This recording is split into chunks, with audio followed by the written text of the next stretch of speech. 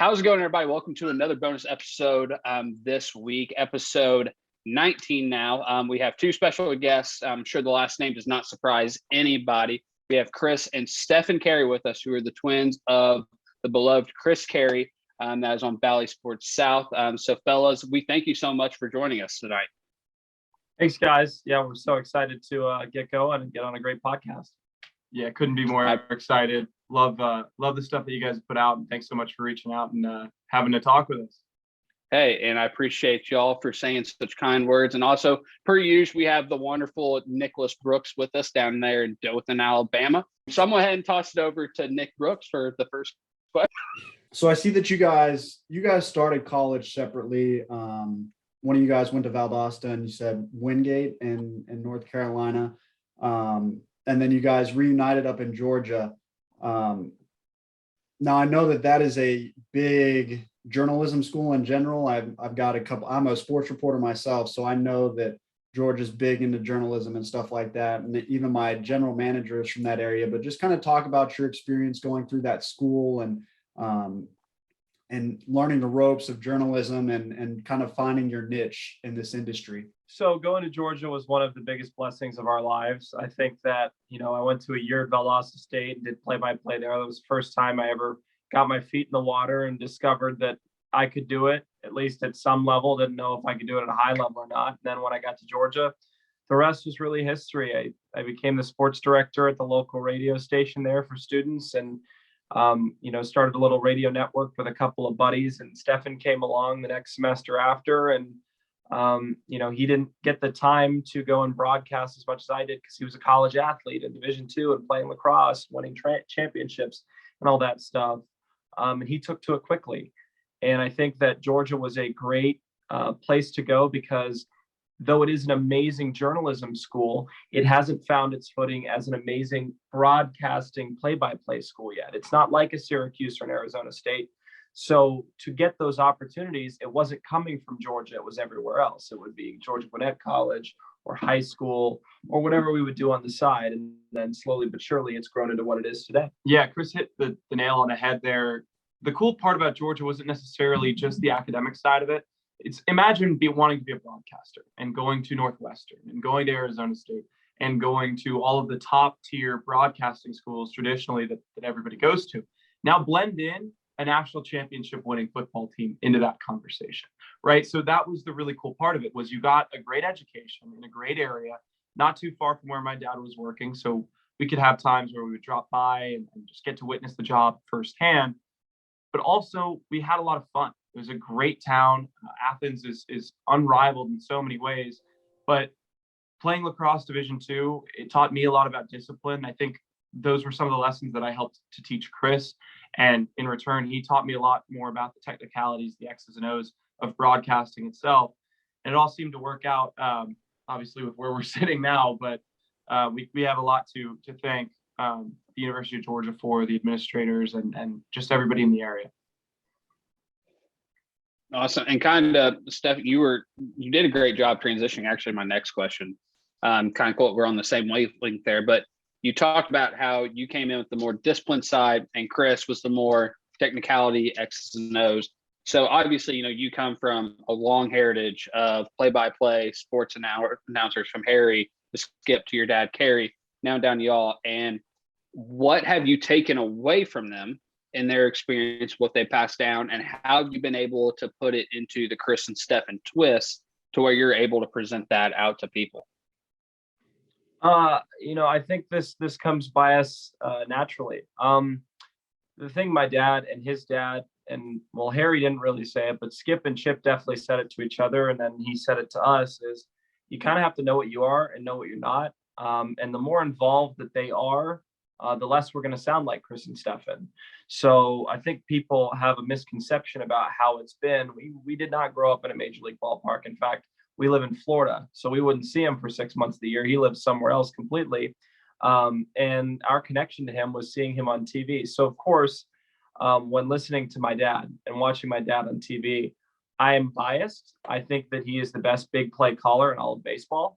I think he builds plays like nobody else. And yes, he has some downsides, but everybody else does as well. When you have the big national attention that the Braves have, you have to rise to the occasion. And I think that's something that Skip and Chip did really well as play-by-play broadcasters. They were always willing to rise to the occasion. And that's something that Stefan and I like to do, especially here in Amarillo, with arguably the best player in all of minor league baseball, Corbin Carroll, and the best offense in all of baseball, not only major leagues, minor leagues, KBO, check the statistics. We have the best offense through about 26 games now in all of baseball, and you have to be able to build that and create the excitement for your fans to stick around and keep listening. I think they've done that well. Yeah, and for me, this wasn't always what I wanted to do. I wanted to be a professional athlete for a good amount of time. I wanted to be a professional lacrosse player, and then I realized I want to be able to eat.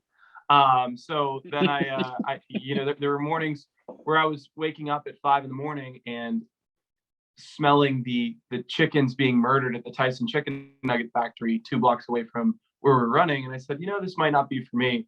So I think that what I've learned is to be unique and to be different, because not only are people going to compare the two of us just because we're identical, but we also have that lineage that we're constantly going to be compared to right away. And I think you've seen that in the Athletic and the Atlanta Journal-Constitution, at least with how people have responded to it. We know we're not Skip. We know we're not Harry, and we know we're not Chip yet. And quite honestly, we're not trying to be. We're trying to be ourselves. We're trying to have our own positive spin on broadcasts, and for people to enjoy us, not only because of who our last name is. We love it that people appreciate a legacy, but we want them to look and say, this is something completely different.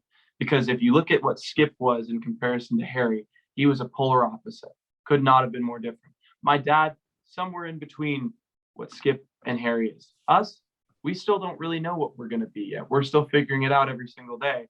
But it's a matter of learning on the job to some degree, but also understanding that the background that we have kind of guides us night in and night out in that booth, with just the knowledge that has been imparted on us just from osmosis, just soaking it all in and trying to be the best version that we can be every single night. Now, you kind of mentioned being compared to your lineage of father, grandfather, great grandfather. What are some of the difficulties behind that? Like how you see some of these big league players, mostly with the Blue Jays, like Vlad Jr., who's kind of following in his father's footsteps, but he's right now kind of excelling in his father's footsteps. But how does that kind of correlate to you guys when you guys are trying to also make names for yourselves as the next generation of broadcasters? Well, we all have something in common. We're all going to be called nepotists. Nepotism is the word that people like to use. In fact, I really don't think most people know the meaning of that word until they see stories like ours come up, and they just have to look up the word that they're thinking of. It's frustrating because really us getting this job as 22-year-old kids in our senior year of college, there was obviously going to be some help because of who we are, because of what our last name is. But it kind of denigrates, it kind of holds down every bit of work that we've put in to get this job. And no matter what, right? Like if we had gone through low A, high A for 8 years, and then we'd gotten this job, people eventually would have said that it was a nepotism hire anyway. So at least now we're doing it. We're getting the chance to be young guys that are learning, and it's a little tough, but we try and block it out. We see it with our dad every single night. This is a talent-based industry, just like it is for Vladdy. If you can't perform, then he's going to get sent down to the minors. It doesn't matter if his dad's Vladimir Guerrero. If we don't perform, we won't be here next year in Amarillo. It isn't my dad. It isn't Skip.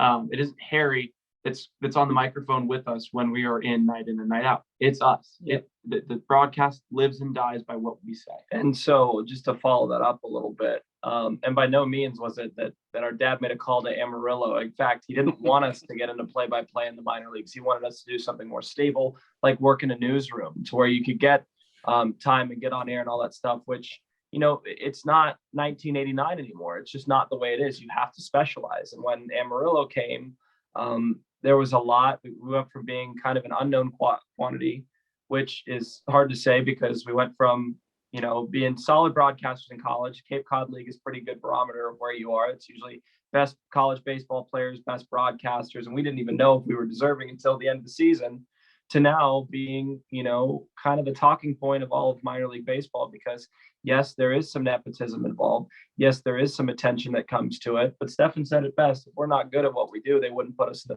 the booth. With a team like this, that's got the number 2 or 3 minor league broadcasts in all of baseball. And we're really, really humbled and honored to do that. I just think, I wouldn't say it's hard to be compared to these people because they're monumentally great at what they do. And a vast majority can't do this every day. They can't find the right words to say. They can't put an accurate game together. And that's not a bad thing. But this is just like anything else. When a son follows up his dad to be a lawyer and passes the bar, nobody gets upset. But when a son follows his father to do something in entertainment, like being an actor or being a broadcaster, sometimes even being a baseball player, at 22 years old, it's like Stefan said in the press releases before, it's like getting drafted number 1 overall and getting sent to AA is unbelievable. And so that has part to do with being Carey. We understand that, we embrace that, but we can't control that. The only thing we can control is how good we do every single day in that booth and interact with people we work with in our community. Yeah, and quite frankly, we feel like we've had to do a lot of apologizing for accepting this job.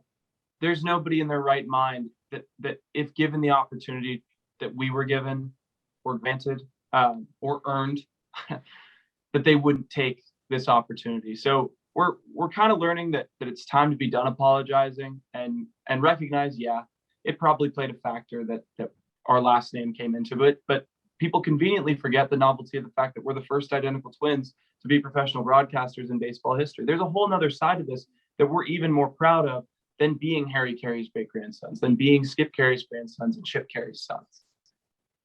Yeah. I'd add on to that, as somebody who is in a similar career field, it takes more than just a name to bust into television or radio. You have to have a resume reel, like, how people supply resumes. We have to have a reel of what we do to show that we can be on-air talent. So I know that you obviously had to have some sort of reel to show Amarillo, like, hey, we're good to be in the booth and you can trust us as professionals to call your games.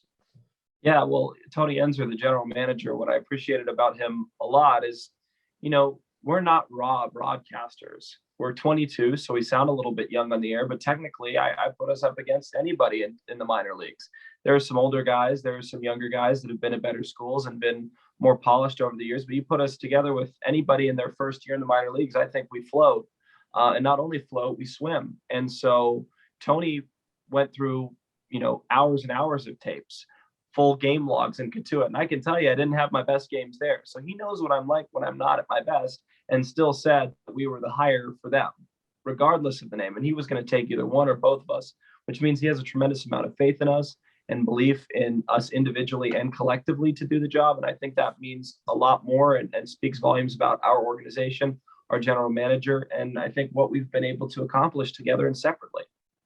So I'm going to have Nick, I have 2 questions. So my first one is, you kind of touched on it about being at UGA and how you took this job while finishing up online. So kind of, obviously y'all were in college at the height of COVID, when there's virtual, all that fun crap. What was it like to have a professional job while finishing up your senior year in a virtual setting with Amarillo? You want me to take this one first? Yeah. Well, with COVID, I think it all started doing AAU basketball tournaments. That's beside the point. Then the Cape happened and everything. I mean, our life spiraled out of control because of COVID. We got to spend some more time with my dad during COVID, which never really happened before, which was great. But we don't talk about baseball at home. So I was originally planning to go to the minors before I graduated. I didn't want to wait the extra year and be somebody's assistant when I was 23 years old. I felt like I was at least good enough to be a number 2 broadcaster somewhere as a 22-year-old, whether it was low A or triple A or whatever it was going to be. I wanted to put in the work to do the media relations and all that stuff. And, a bunch of jobs said no. Many of them said, hey, you got the resume, you've got the tape, but you're not graduated yet. We don't want you to come late. And I had basically already worked out a plan until one team in low A offered me a job. I went there and was ecstatic to work with a good broadcaster.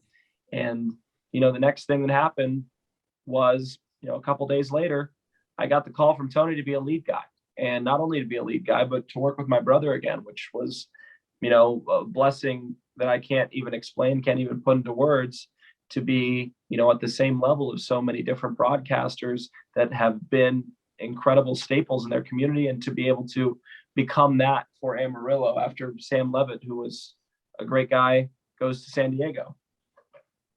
And I'll follow it up because he really, hit the nail on the head with that one. I know I keep using that metaphor there, but to talk about what it was like to do school and this at the same time, in a word, hell. I mean, it was not easy. It was like working two full-time jobs. It was like having two TVs on at once and only being able to focus on one of them.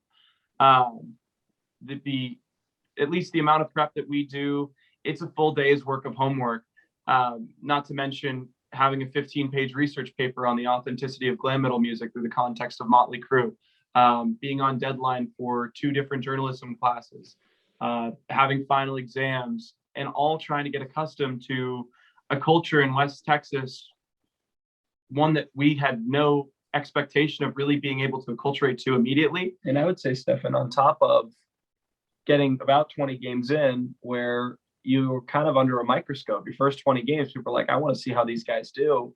And they could be even suppressing what we're doing and saying, oh, they're not that good. So it all is a factor. Yeah, it was hard because it was, and I think being under a microscope is right, but I'll take it a step further. It was like being under an electron microscope. People are looking for any small, minute, little changes, and not understanding that this is AA. And our GM said it best.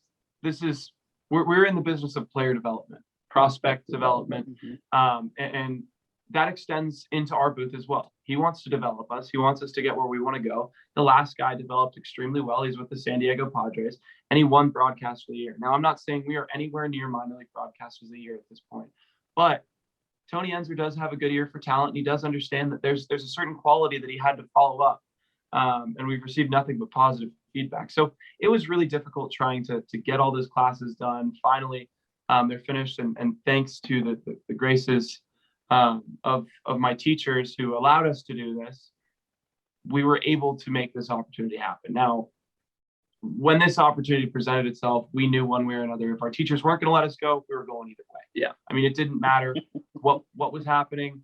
This was too big of an opportunity for us to say no to. The whole point of college is to help you get a job. Yeah.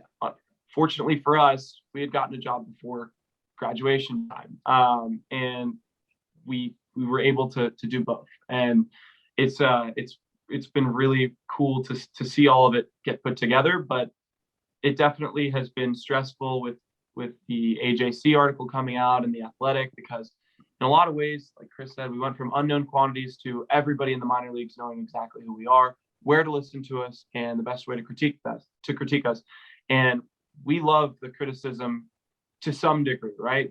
We love the fact that people are interested enough in our careers that they want to put in their 2 cents. But we also understand that it's hard being 22 at a level that is AA, right? It's serious, and it's very serious, but it's also AA baseball, where people are looking at it like it's Game 7 of the World Series, and any little screw up you make, you're kind of being vilified, and any mistake just continues to prove to them that you only got this job because of who your dad is. Yeah. And so, Nick, sorry, this is my second question, but Stefan brought up a good point. And obviously, Chris, I know you were kind of, double dipping with in terms of doing some broadcasting on the side as well as school. But Stefan, being a college athlete and doing school, how did that prepare you for this? Because I'm a former college athlete myself, and it is a full-time job. You're practice 6 a.m. conditioning, lifting, etc. How do you think that prepared you for what you just had to go through with finishing school while doing a legitimate full-time job? Yeah, so I'm a very routine-oriented person. I don't think I had quite the rigorous schedule ever up until going to Wingate. My coach, Tim Boyle, I alluded that he kind of runs the program like D1 Navy SEALs. And looking back at it, it probably wasn't that bad. I was just a kid that was never in a traditional weightlifting program, never was in traditional conditioning. I just kind of got by on stick skills and talent that really didn't translate to normal athletic ability. I wasn't the strongest. I definitely wasn't the fastest. I definitely wasn't the most fit player, but I had certain intangibles that he helped me kind of grow. But the way that it helped me is it taught me how to not put things off. I remember waking up at 3 a.m. in a cold sweat, afraid that I was going to miss morning runs. We just kind of have that tenacity about us that we need to get our stuff done.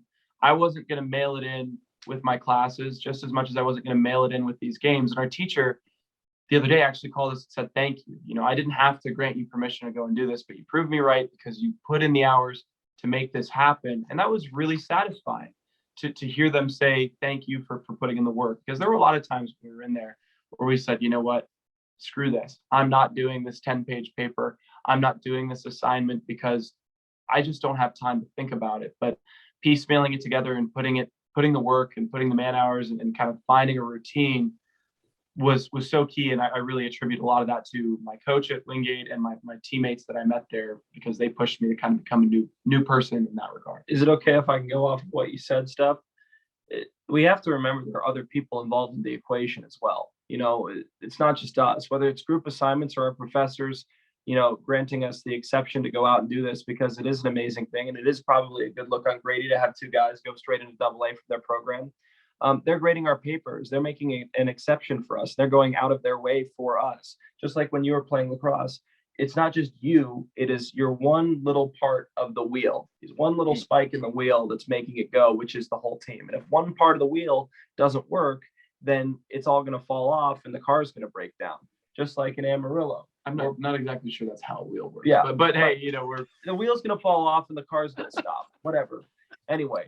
But in Amarillo, it's the same way. We have a whole front office staff. We have a ticketing crew. We have a broadcast production unit, all that stuff. And if we don't commit 100% to them, like they're committing 100% to us, then people are going to notice where the dark spot is. And people are going to notice that we didn't put our all into that. That's why we try to give it 100%. In my opinion, there's no such thing as 110%, but we give it 100% every time we go out there, because that's what they deserve at the very least. And Steph, you made a good point. This is why I would trust Chris as my play-by-play and some of my mechanics. So I'm glad you pointed that out. Well, I'm glad you trust him. There's some nights where I'm not sure I trust him, but there are nights where I don't trust myself either. So we're really just fortunate that Chris didn't go into work for AAA or something else. And I'm not talking baseball. I'm talking like the legitimate insurance. Yeah. Just like, so obviously, you know, you had the lineage of, you know, everybody's talked about it, you know, Harry, Skip, Chip, just like, and I think this is funny every time I see Seiya Suzuki with the Cubs, he idolizes Mike Trout. Other professional players at any level on any organization always models himself after somebody else. Outside of your family, who are people that you two individually model yourself after, or really, like, I wouldn't say adore, but kind of every time they talk, that you automatically turn your head and you listen to them as a broadcaster? Does it have to be baseball? Doesn't have to be baseball. Okay, I'm going to name a couple. Dan McLaughlin of the Cardinals is fantastic. I think Jason Benetti is amazing. Everything that he's had to overcome and all those challenges, and being somebody who flies and soars higher than most everybody else in the industry, he's incredible. I actually like soccer. I think Ian Dark is amazing. He's an amazing play-by-play guy.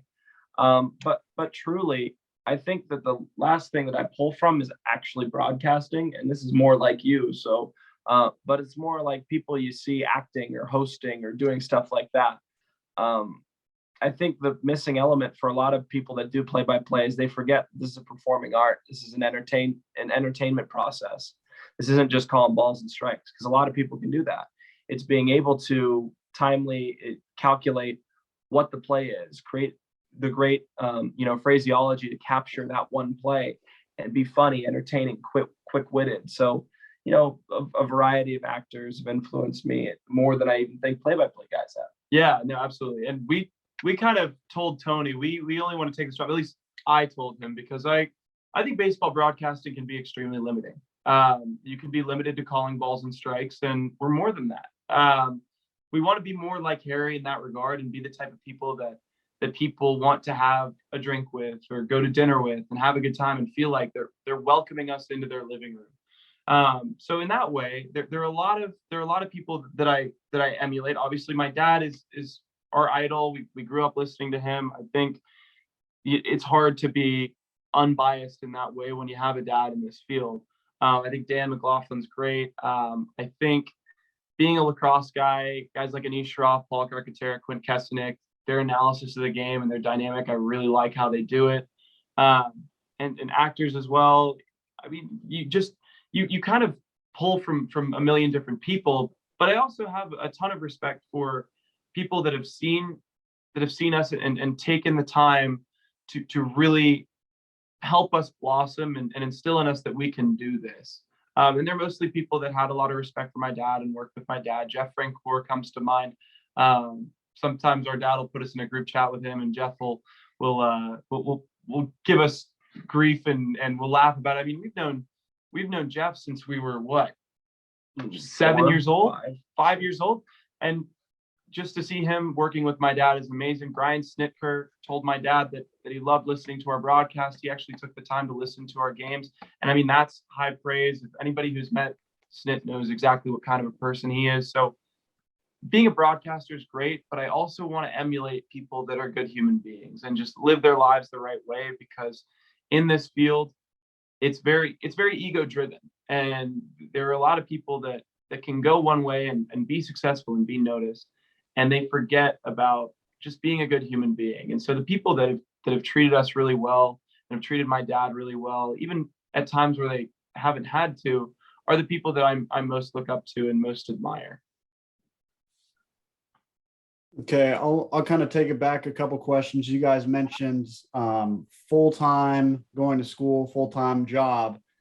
Just kind of tell me a little bit about what you guys do to prepare for a game, because not a lot of people know you sit and prepare and look through just tons of papers of, history of players and stuff like that. So that way, you even during other series, like you're having to pick up on other people's tendencies. It's almost like studying as if you're giving a scouting report to the audience. You're having to look at these players' tendencies. So just kind of tell me what your routine is for every series that you guys have to call.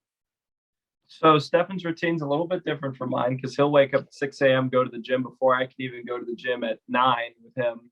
And he's a big workout junkie. But from the baseball standpoint alone, we will wake up probably around 8, or he'll be already up doing whatever he's doing. Around 8 o'clock in the morning, we will do about an hour and a half to 2 hours of prep in our scorebook. We're handwritten scorebook guys. We're not type into a Word document. I think that when you look at a computer during a game, it distracts you from watching the game and observing the game. You miss the little things. So we'll write into our scorebook different score lines, the winning pitchers from stuff, but really the key trends of the series. So what's going on? For example, we had a guy last week named Max Schumann going into Game 6 who was batting 15 from 25, which is good for 600 on the season, or on the series, excuse me. And there was a guy that hit 4 of his 5 seasonal home runs in the series. I mean, there's just stuff that you pick up on and count about, and you put that in your scorebook. You get that done finally, and by the time that's ready, you go, you shower, you get ready for the game, you slick back your hair with whatever gel you have, because you have to try to look as good as you can on camera. We often fail with the curly mops on our head. Well, sometimes we look like crooners from like the 1940s, and it is what it is. But I think the part that Chris is missing too is the human element of things, and that comes with having a good relationship with your manager and with your pitching coach and your hitting coach. We're so blessed that we have guys that are so willing to talk to the media. As you know, as a member of the media, not everybody trusts you, and especially when you're young. Fortunately, we've kind of gotten the do's and don'ts from our dad and being around players and kind of avoiding certain things. But Sean Roof, Shane Lukes, and Travis Denker have been nothing but helpful. I mean, we were at dinner at Dairy Queen with Sean Roof the other day and just talking and developing rapport and having a good relationship with him. And Shane Lukes, I mean, he won a World Series with the San Francisco Giants, and he is just so nice. So it comes to the prep that we're doing, standings, basic surface level stuff. but then you also have to dig deeper about trends across the Texas League. And let me tell you what, about a year ago, the best information we could get was off of Max Preps, and it was about 50-50 if it was correct on high school athletes. Now you go on MILB.com for statistics, and it's everything you could ever want is right there. So it's like we really have every bit that we could ask for, and we have a phenomenal team. Ben Bagley, Corey Hilborn, they just do a ton of research before the games, and they're basically walking encyclopedias that we can refer to. So there's the human side of interviewing players, and there's also the fact that information is a lot easier to access when you're not doing a high school game in a suburb of Atlanta. And so, you know, for a 7:00 game at Hodgetown, which is our home park, we'll probably get there around 1, which typically usually gets to the stadium 3 hours before first pitch. But Tony wants us there at 1 to just make sure everything's okay. Now, we're blessed enough to have such an amazing technical staff. So there's a lot of people that do stats, but we always try to one-up each other in our staff group, and we always lose to Ben because he's our best stats guy that I've ever seen. Like, he could tell you what our starting catcher is hitting on Tuesdays with a light breeze, 71 degrees, and wearing the color yellow. You know, he can do that. It's unbelievable. Yeah, it's like Carson Wentz during, like, they're like Carson Wentz during 83 degree games is like God tier, unstoppable. His record is almost perfect. Yeah. No, but then and then Kirk Cousins on Monday night, you know, it's stuff like that. So, you know, the biggest part of prep, I don't think, is writing the scorebook. I don't even think it's doing the game. The preparation is talking to the community. You pick up a lot of different things because when you're on radio, you know, our hope is to be on any broadcast that we can. I think that our talent and personality lends itself better to TV because of the interactive quality that you cannot have on radio because you're too busy being descriptive. That the key little pieces of information, you know, if I go talk to a little girl named Molly and it's Molly's birthday and Molly's favorite player is XYZ, yeah, you know, the 98% of the audience won't care, but she will, and that'll keep her listening. It's that little stuff that, you know, making sure your community is embracing you the way that you want it to, and doing the little things for them because they're turning you into what you want to become. And I will be forever grateful to Amarillo for accepting us with open arms after basically their prince of the Panhandle left for the majors, and, you know, they haven't missed a beat with us. Yeah, I'm a Colts fan, so, you know, hearing Carson Wentz kind of, yeah, but we took Matt Ryan from y'all, so hopefully it's a little bit better. Yeah, Matty Ice. I would say I grew up. I'm not a big NFL guy, so I was always college football for me. It was, but I guess I was a Falcons fan for a little while. I not really. So, but then when we moved to St. Augustine, I became a Jaguars fan. So there's pain. There's pain. I know pain. There's maybe some questionable emotional problems that go on during the months of August on, but not in college. It's been nothing but fun with Georgia, as you can imagine. Well, imagine being an IU football fan, then it turns into a disaster during basketball season. But anyway, so I mean, and honestly, once again, great addition point. So outside of baseball, you guys are out in Texas. And Stefan, I know you made the joke of I didn't want to starve myself, you know, playing professional lacrosse. So I'm sure you're just like me, but you're obviously much more fit. Obviously, you enjoy food. And Chris, I'm sure you do too. So out there being in the west part of Texas, food culture wise, what have you enjoyed more, the barbecue or the Tex-Mex? And what has been your favorite stops, like where somebody, if we were to come in town, you'd say, this is where we're taking y'all? All right. So what you have to understand is most of the time that we haven't gotten really chances to go out to most of the spots. First night we went to a place that you can't miss if you come to Amarillo. It's called the Big Texan. And basically what they do is they have a challenge where it's a 72-ounce steak, a shrimp cocktail, and a baked potato, and you have to eat all of it in under an hour. It was really our introduction to the fact that everything's bigger in Texas. We are big carne asada guys, big burrito guys. I love barbecue. I love brisket, but I don't like when brisket bleeds into my Mexican food. So we went to a burrito place and we're like, oh, we want a steak burrito. We didn't realize it was going to be brisket that was in the burrito, and it wasn't bad, right? But it didn't feel Mexican. I would say just like, even we haven't gone to very many places, but just out of preference alone, it'd probably be Tex-Mex. I love Mexican food. I love barbecue, right? Being from the South, how could you not love barbecue? But being in Florida and kind of having that Latin culture that was just ingrained wherever we were, I think Tex-Mex would be my choice. We still have to discover a couple of the places. So if any of you guys have any friends in Amarillo that may be listening that can give us some recommendations, we would absolutely love that. The best barbecue that I've had while in Amarillo was not in Amarillo. It was in Fayetteville, Arkansas. Wright's Barbecue, probably the best barbecue I've ever had, actually, to tell you the truth. So on the road, you get exposed to a little bit more. Wright's, WRIGHT''S.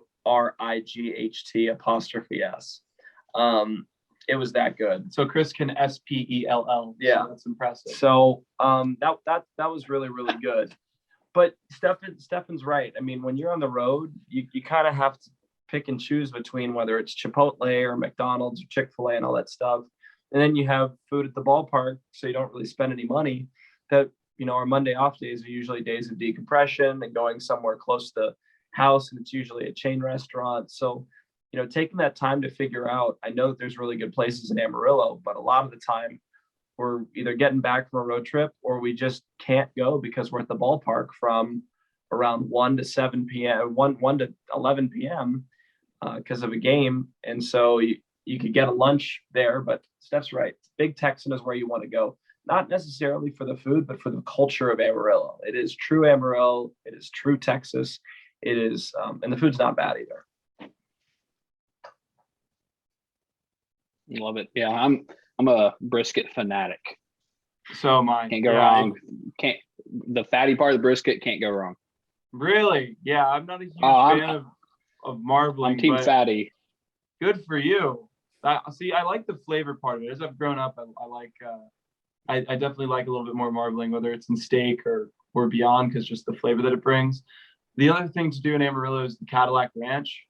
It's cool that in your second day there, you can legally commit a crime, which is just, the debauchery of us 22-year-olds. You can go and spray paint these Cadillacs that are buried halfway in the sand. And it's one of the stops along Route 66 and just a really cool spot as well. Interesting. Nikki, got any more questions? Yeah, last thing I have, just obviously you guys have goals. Calling major league games is probably the end goal for you guys, but kind of tell me what your goals are, career and just life in general. So I'll go incrementally. I think that this year is just navigating the minor league scene, the whole scope of it. I think right now we're trying to do as good of a job as we can. We've had a few, slip ups in games and stuff that have been noticed. I don't think too many people notice other 22-year-olds doing it, but that's our cross to bear. Figuring out the minor leagues in year one. Year two, we don't go out and vie for awards, but I think year two we'll try and be as, not that we're trying to not be as good as we can be, but in year two, I think we're going to try and vie for minor league broadcaster of the year. I don't think that it's a lofty expectation to do so. That would be the hope. And then by year 3 or 4, take a shot at the majors, doing something, whether it's hosting pregame or postgame or doing play-by-play. It's trending younger, which is favorable for our side. But, Tony Enzer, our general manager, says, I got you here for 3 years. 3 years is where I think you guys are going to be until you make the next jump, just like Sam did. And that's really humbling. I don't know if that's the case. I'd love to stay in Amarillo as long as I can. But obviously, if a major league team comes calling, and then down the road, I would love to parlay that with not just baseball, maybe do soccer, maybe do something completely separate of sports, do some, stuff on TV and all that stuff. And I think, you're like that too, Stefan. Yeah, I think for me, broadcasting, I didn't know if it was going to be my direction for a while. I'm not ready for a major league job. Not yet. I still have a lot to learn. I think so does he, but probably a little bit less to learn than I have to learn. There's definitely that dynamic in the booth where Chris is a little bit more seasoned, but I bring a different kind of more fun, relaxed energy to the broadcast. I think a word that I want to use is being a Renaissance man. I want to be capable of doing everything. I don't want to be put in the box of just being a broadcaster. I want to be an entertainer. I want to go model. I want to go do stuff on TV if I can in the off season. I just want to be occupied, and I want to take all the strengths that I was given, because the things that I was blessed with aren't my play-by-play ability. That's something that I had to learn over time and craft. It wasn't like my dad sat down with me. Obviously, there is a little bit of natural feel to it for both of us, because when it's passed down kind of like that, you learn just kind of by your bloodline and stuff like that. But it also takes a lot of time to hone that craft. We have very different mindsets. His brain is insane when it comes to like statistics and stuff. He also is learning a little bit more how to carry a broadcast in a fun and humorous way. But me, like, I'm kind of the comedic relief, and I want to be able to use that side of my personality in ways that I don't feel is limiting. And when you're on radio, you got to be very descriptive, and there's not as much time for cracking jokes and having fun and being laid back. But I just want to be a Renaissance man. I want to be a pro broadcaster someday, whenever that day comes. But I also want to be in other avenues and just kind of have my hand in my finger in a whole lot of pies, I guess is the best way to describe it.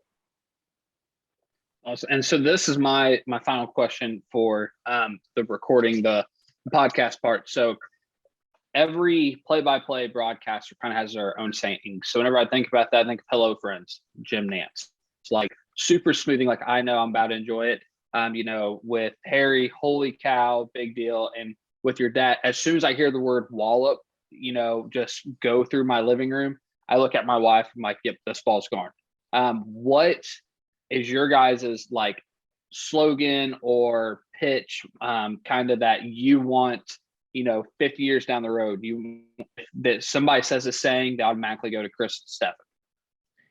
It goes to development. I think that it's hard to really have that crafted yet, especially in Amarillo. It's figuring that out. A lot of people have asked us that question, and a lot of the really good ones are already taken, and it has to come naturally, whether you like it or not. I remember Stefan saying something that was really interesting when he brought it in. And remember, in our careers, we're so fortunate about is that we get to work together, but that's on a clock. Yeah. Unless one team, that will run out, it might not run out, but a team hiring two identical twin play-by-play guys versus bringing in an athlete as an analyst is a lofty expectation. But Stefan said, hey, it's a Saturday night in Tulsa. Welcome to the broadcasting offices of Carey and Carey. It's just it's stuff like that. We try and have fun with it. And it's the come back in, welcome back to the booth, the better looking twin speaking, to my right, Chris Carey, something like that, where you just you're taking cracks at each other. But we haven't developed the signature call yet. We still kind of test it out. It's the impulse in us is swing and a drop. Now also, we don't want to misread fly balls, that we don't want to get chipped, as they say. But for the flaw in that, in kind of the all of it, we're still developing our voices and kind of our sound and everything like that. And over time, we'll find something that, just kind of like how pitchers can find a random pitch when they're doing long toss, it's going to come by naturally, and it's going to come over years of practice. And eventually we'll have our own swing and a drive, or a high fly wall up door, and it's out of here, Gary Cohen, whatever it is, or holy cow.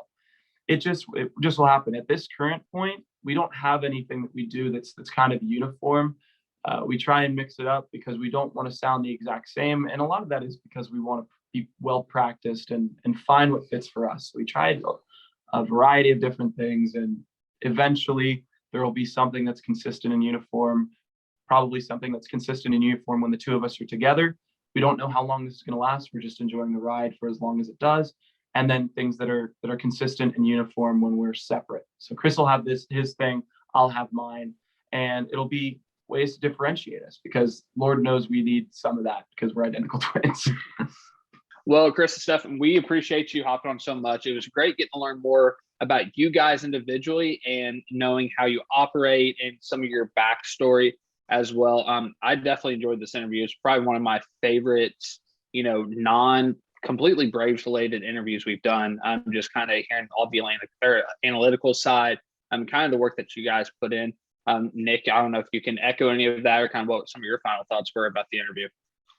Yeah, it's interesting as somebody who wants to have a career in baseball, whether it be on the broadcasting side or just in general, just be in baseball, to kind of hear what people who are doing it right now are doing, and you know how you guys game plan and stuff like that. So it's always neat to hear, especially not just baseball, but people in the industry as well, just to hear their stories and what they do and don't, and kind of see if you can maybe take some of that and put it towards your own career to better yourself. I know I do that a lot, and I know that people try to do that a lot. If they see somebody that like you guys have said, you guys idolize some people and you guys try and emulate that. And so the same way for me. So it's cool to hear you guys talk about it, and maybe use some of that towards my career and see if I can find something.